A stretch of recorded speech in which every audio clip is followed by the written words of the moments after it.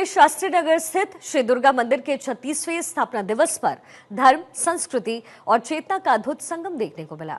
इस पुण्य अवसर पर राष्ट्र स्वयं सेवक संघ के अखिल भारतीय बौद्धिक प्रमुख स्वांत रंजन ने दिव्य आयोजन की शोभा बढ़ाई।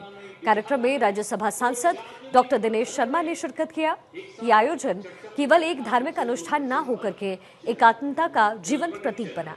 मंच पर विराजमान अयोध्या के पीठाधीश्वर पूज्य राम शरण दास जी महाराज, शिमला से पधारे पूज्य संत माधव शरण दास जी महाराज और अन्य संतों की उपस्थिति ने वातावरण को दिव्यता से आलोकित कर दिया। का नाम वो भारत की संस्कृति का काम है। हम यही काम दुर्गा मंदिर करते हैं कि सबको जोड़ो। ये अगड़ा नहीं, ये पिछड़ा नहीं, ये अनुसूचित नहीं, ये फलाना नहीं, दिखाना नहीं, कोई जात नहीं, कोई धर्म नहीं।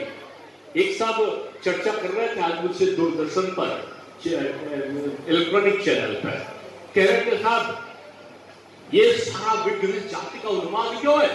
हमने कहा जाति का उन्माद नहीं है, ये राजनीतिक दलों के जीत का जो उन्माद है, जीतने की जो ख्वाहिश है, उसमें जातियों का विग्रह है।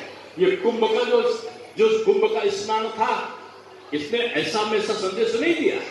विदेश के एक पत्रकार पूछ रहे थे मुझे दिल्ली में कि साहब आप लोगों ने निमंत्रण कैसे दिया जो इतने लोग 66 करोड़ लोग आ गए? मैंने कहा ये सपा बसपा माकपा भाकपा कांग्रेस आप और बीजेपी सब मिल गए लोकसभा के चुनाव में 63 करोड़ वोट पड़ा। सबको बुलाना, घर घर बुलाते थे, साधन देते थे, लेकिन कुंभ यानी सनातन ऐसा था, किसी ने किसी को निमंत्रण नहीं दिया और 66 करोड़ लोग वहां पर आ गए। वहां पर वाल्मीकि जी धानुक का हाथ पकड़े थे, धानुक जी अग्रवाल साहब का पकड़े थे, अग्रवाल जी केवट जी के साथ थे, केवट जी जाटो जी का हाथ पकड़े थे, जाटो जी पंडित जी के हाथ पकड़कर चल रहे थे और केवट जी सबके साथ में डुबकी लगा रहे थे। ये सनातन की जो संस्कृति थी, वो सनातन की संस्कृति अभूतपूर्व थी और किसी ने किसी को निमंत्रण नहीं दिया। एक जगह पुलिस का लाठीचार्ज नहीं हुआ, एक भी व्यक्ति 66 करोड़ में एक भी व्यक्ति भूखा नहीं गया और ये इतना बड़ा सा जो कार्यक्रम था वो संपादित हुआ क्योंकि सनातन की जो संस्कृति है वो एकात्मता की संस्कृति है। और मैं दुर्गा समिति को इसलिए साधुवाद देता हूं, आप लोग तो एकात्मता के साक्षात प्रतीक हो।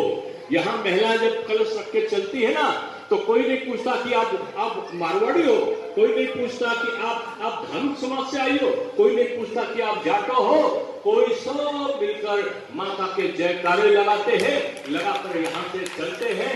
मैं इसलिए कहता हूँ कि बड़े मुश्किल से जन्म मिला है।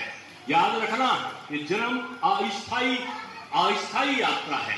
हम सब की जो यात्रा है, एक क्षण में आता है बच्चा, पैदा हुआ, रोते रोते पैदा हो गया, पैदा होते होते थोड़ा बड़ा हुआ, मुझे